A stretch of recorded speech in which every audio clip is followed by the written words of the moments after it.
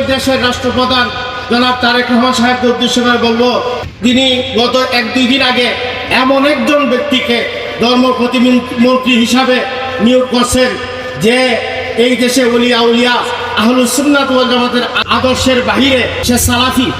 তার নাম হলো শামীম কায়সার লিঙ্কন।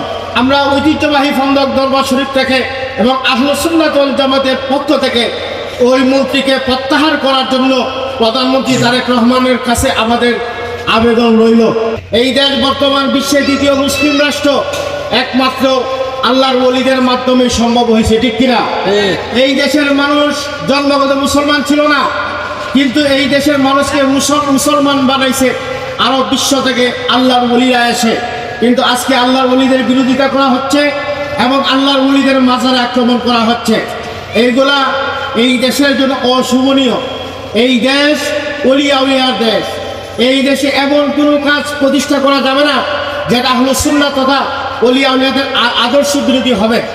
আমি দেশ সুন্দর সুশৃঙ্খল থাকার পক্ষে আমরা আহলুস সুন্নাত ওয়াল জামাতের কর্মীরা দিন রাত কাজ করে যাচ্ছে।